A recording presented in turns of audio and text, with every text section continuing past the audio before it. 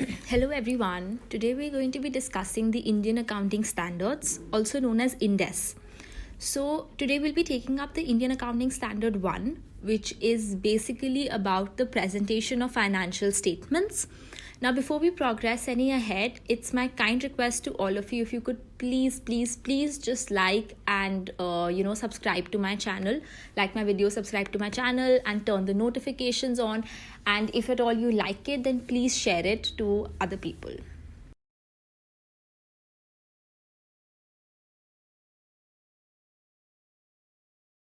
So the first thing that we talk about the presentation of financial statements, we try to understand what's the objective of presenting them in a certain way. Why can't we just make it a random format? Why do we have to stick to something? So the final object, as you can see in the last point, is it helps in the meaningful comparison between enterprises and also between the same enterprise over the years, to see the growth, to see the decline, to make any numerical comparisons. You need to have a set format.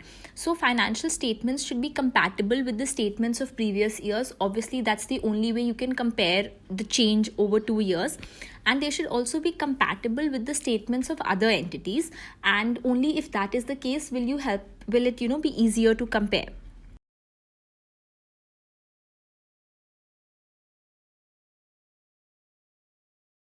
So this standard covers the specific features of financial statements. Now all these features need to be shown in your financial statements. You need to revolve them around these features to make it applicable as per INDES 1. So the first feature is fair presentation. So it's pretty self-explanatory. The financial statements, they should be complying, they should be in compliance with the Indian accounting standards.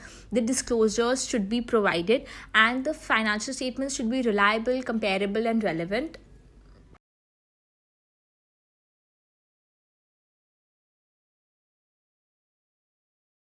The second feature is going concern. So it is always a fundamental assumption that the enterprise will be a going concern. If at all it is not, it should be stated clearly.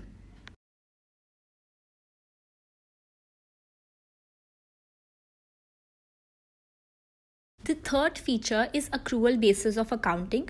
This again is considered to be a fundamental assumption. That means all the accounts that should be prepared on the accrual basis. Now this extends to all accounts and everything except the cash flow statement.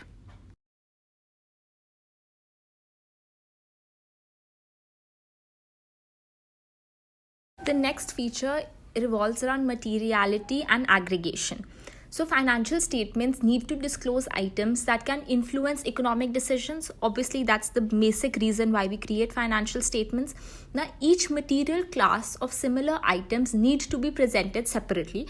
You need to figure out which is a material, a material item or it's an immaterial item, and you need to differentiate it and present it separately, and you need to do aggregation if it is a non-material item, and don't aggregate if it is a material item.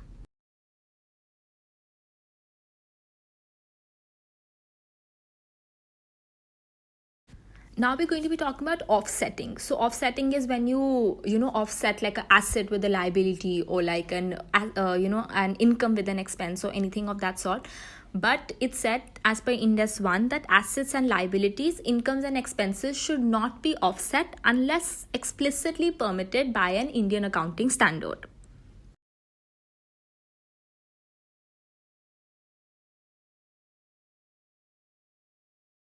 Consistency means that the presentation and the classification of items should remain the same from one period to another unless there is a significant change in the nature of the entity and it is required by the Indian accounting standard. So it should be consistent unless there is a significant change and the standard requires you to break the consistency and use something new.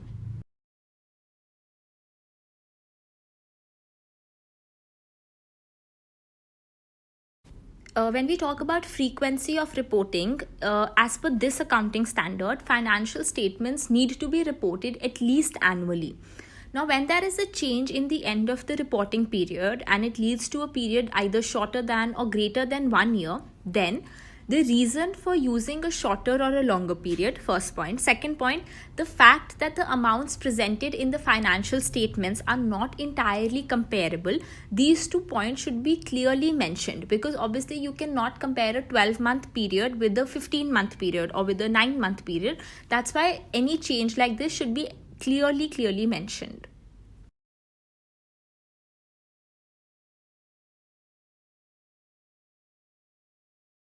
The next feature is comparative information.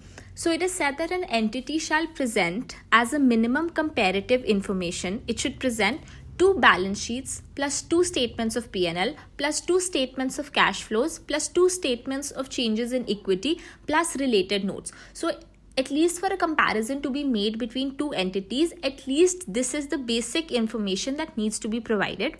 Additional comparative information, change in accounting policy, retrospective restatement or reclassification, all of this also needs to be clearly mentioned.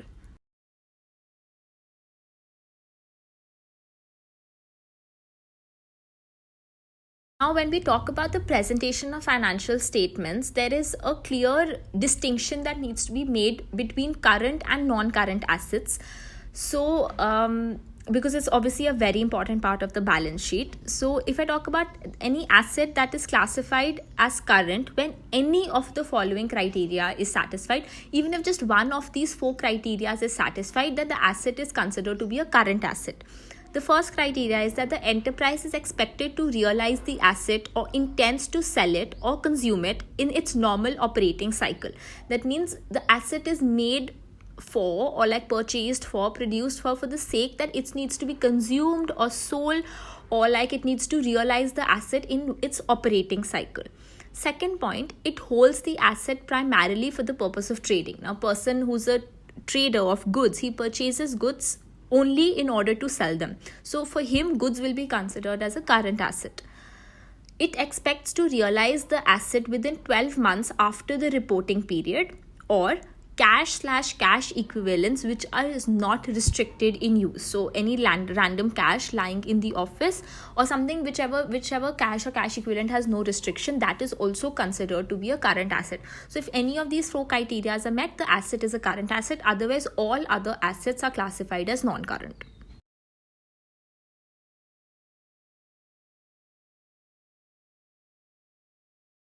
Similarly, when we talk about the distinction between current and non-current liabilities, it goes as follows.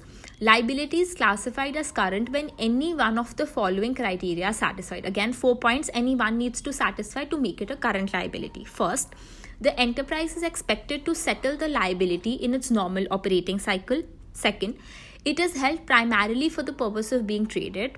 Third, the liability is due to be settled within 12 months after the reporting period. Now, either it is expected to settle in its operating cycle, or it can even settle within 12 months after the reporting period has ended. Or fourth point, no unconditional right with the entity to defer for 12 months after the reporting period. Now, if any of these 4 points is met, it is a current liability. All other liabilities are classified as non-current. With this, we come to an end of Ind AS 1. I hope you all enjoyed the video. Also, please forgive me if I said something wrong or if there was a slip of tongue. If at all you felt something needs to be changed or I understood something wrongly, please comment in the comment box below. Also, if you have any suggestions on which should be the next topic that I should cover, or if you have any doubts, any suggestions, please feel free to comment below. Thank you so much.